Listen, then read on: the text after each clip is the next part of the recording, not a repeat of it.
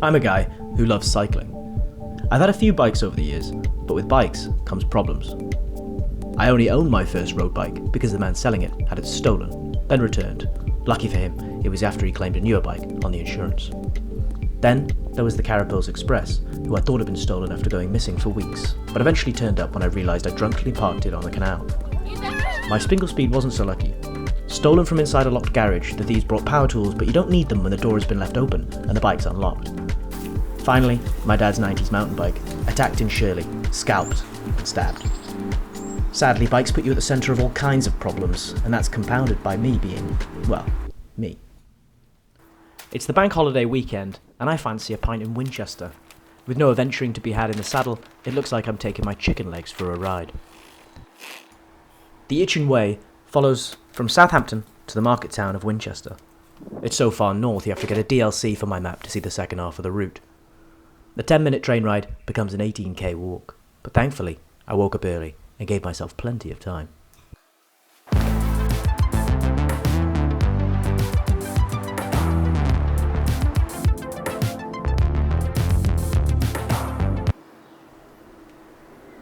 A linen shirt and snide Ray-Bans was the dress code for me.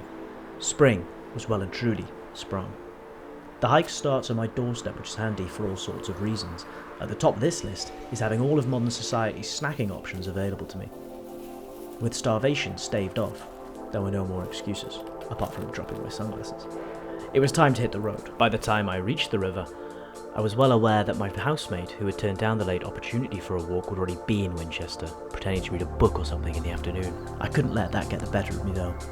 I'd found the river, and now I just need to let it lead me out of the busy city.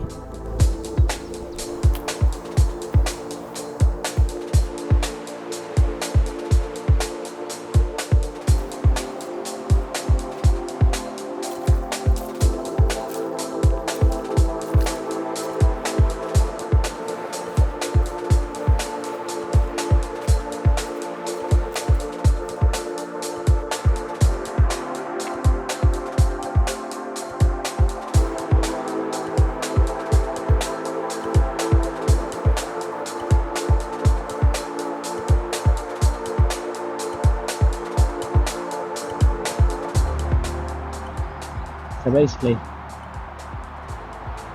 this is like nowhere near the end. It's nowhere even near the start. Delusional. 1 kilometre in 20 minutes. The stress of reaching Winchester before my ride left town was clearly impacting my judgment. Without realising, I'd started monologuing on the start line.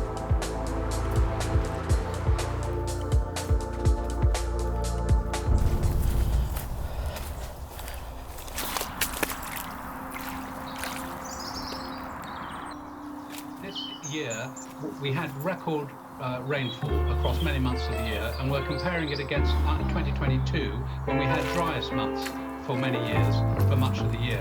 So it is of no surprise that there have been more spillages. But that shouldn't be an excuse for this level, should it? I mean, aren't you all falling higher into... because we're monitoring more than we did before, so that's not surprising, and it takes time to fix these problems. But aren't you and the Environment Agency too quick to excuse these levels of overflow because of, a particularly rainy year? I mean, the rules aren't supposed to be about exceptional weather, which is not, within the normal realms of a wet year. It's supposed to be unforeseeable events.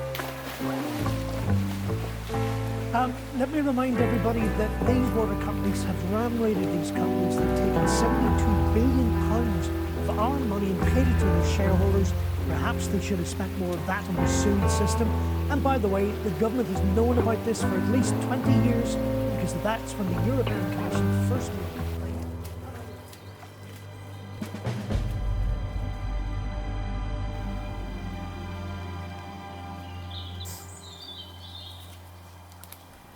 Pretending you're in an open-world RPG is great fun if you're haunted by British water company management. But with the current progress forecasting an 8 PM finish at least, I'd have to bury my head in the sand and start making some progress.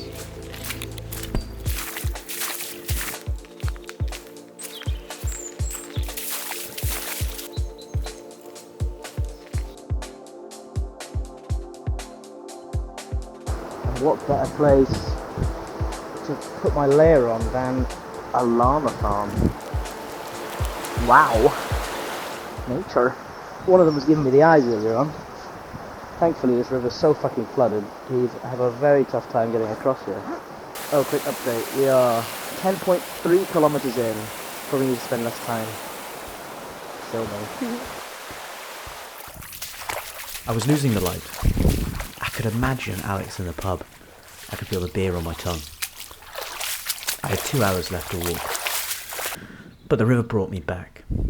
Walks like this feel like a scale electric car, stuck on a narrow path, boxed in by water and fence lines usually.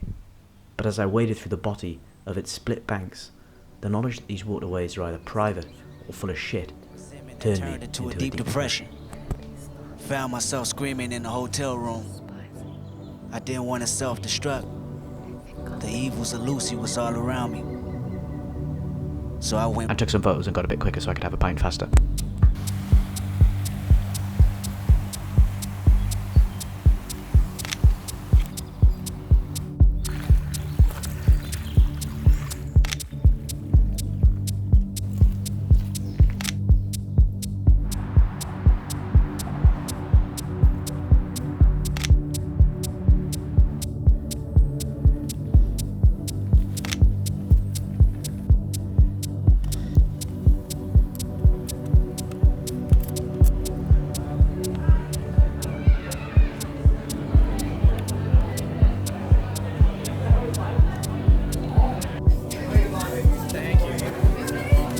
Alex,